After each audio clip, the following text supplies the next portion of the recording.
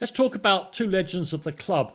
When I saw the little kerfuffle on the side of the pitch when Salah was coming on as a late-ish sub, and afterwards when he said to the journalists in a mix zone, I can't speak, it will be fire, I presumed it was nothing. And what he was saying was, I can't speak because you'll make something out of it, But since then, and I'm sure, Darren, you've had the lip readers out on this, I'm sure you have, the phrase he seems to say to Klopp, according to professional lip readers, is 7 years of service. He's obviously very angry about being left on the bench or something, or being asked to come on and save a game, or I don't know what it is, but it's not a great look for the two of them, is it? I mean, I know they're great competitors, they want to win, but you rarely see this, Dan, at the substitute arguing with the manager before he goes on. No, you don't. I've had a couple. I think it's a little bit of a mountain out of a molehill. I mean, when I say that, look, for me, Salah's not been at it. And can I just say, before you continue, it's a fascinating thing you just said there. And I say that because I know from, listen, every journalist has players that and you might ring up or, you have a kind of conversation. I just got a message. A back channel. No, not even a back channel, but you have players that you have relationships with, professional relationships, and you might text each other and whatever else. And I remember once ringing up a player, and he'd agreed to call me, and when he was a bit late, and when he finally did, he said, "Oh, sorry, I'm late, mate. Oh, there was a fight in training. Anyway, what were we going to do?" And I was like, "What? There was a fight in training?" Do you know what I mean? And the footballers, the footballer world is so fascinating that something like that would be amazing to everybody else. It's like you see stuff behind the scenes every day, don't you? So to you, it doesn't. No, I've had ding dongs with managers going on, but look, Salah, it started when you look at everyone seems to have different opinions on it. It's very, very simple what really happened. What did you see, Dan? Well, he tried that high up camera behind. What he did is he hugged the other two, and he went to give Salah a little kind of embrace before he go on, and Salah binned him a little bit as if he put his hand out, but he didn't want to hug him. No. And why would you when he's left him? I get that, no problem. So then he was frosty anyway, and then Klopp, and I don't know what he said when he went up to him, but he said something else just before he was going on. Yes. And Salah's reacted to it. If he'd have just shut up Klopp, Salah wouldn't have said anything. But that's not to make Salah right. The thing is, if you're fuming when you're not picked, you can do two things. You can wait till the next day, knock on the door and have it out.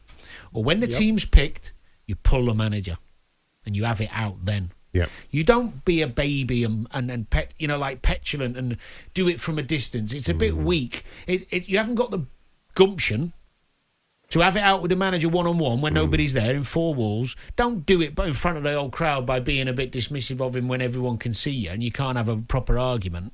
Do it like... I know some great stories about players who've been dropped. Go and tell us one without no names. Well, I can't tell one. But I'll tell you one of mine. I'll tell you one of mine. All right, good. I was at Charlton. I hadn't been there long. It was taking a little bit of time to settle. It all happened really quickly, and we played Birmingham away. And I got wind of that the team was leaving me out, giving me a little breather away at Birmingham, right? So I went to see him. Well, I didn't. I barged in his door and slammed the door. I went to see him. And I said, Who was this, Dan? Curbs. And I said to Curbs, I've heard you leaving me out. Like, one, why haven't you pulled? He said, well, to be fair to Curbs, he would always pull you. He pulled everybody. He was good like that. So he said, well, what it is, I'm thinking of doing this and this, and just wanted to, you've only just got here and settled and all that. And I said, no chance. I said, do you know how damaging that's going to be for me? Because I'm trying to get the fans on board. I'm trying to get me fitness, trying to get the lads on board. And you want to leave me out and let the press have a go at me and then and I've just hit him. Like, constructive. I didn't, call him any stupid verbally, names. I should add. Yes. No, I verbally give him everything I could in a very authoritative, constructive way. And he sat back in his chair and he was just like, all right, I'll leave you in. Right? Wow. But he could have stuck with it. Played really well, actually. We got a draw there. Played really well. And maybe that was the kick up the bomb I needed. The reality is, I did the right thing, ultimately. Yeah. I went and had it out with him. Rather than publicly. Now, he also did something else, and I'll tell this bit quickly. We'd had a few little ding-dongs. We'd gone to Stamford Bridge. He put me back in the squad. I was kind of thinking I was going to leave, and it didn't happen. He put me back in the squad to prove a point away at Chelsea. He does the flip chart, and he says...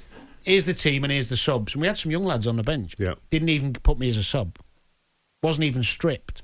Wow. So I picked up my bag, slammed the door, and got a taxi outside Stamford Bridge and went home. That's the wrong behaviour. Premier League players can afford London taxis. Wow. Yeah, that's awful behaviour. That, not Curbs. Curbs can do what he likes, but I shouldn't do that in front of the boys. When I went to pull him one-on-one by myself, that's the way you do it. And Salah did not have the gumption to do it before the game, and he should have done. On AM, on DAB, via the talkSPORT app, and on your smart speaker. talkSPORT.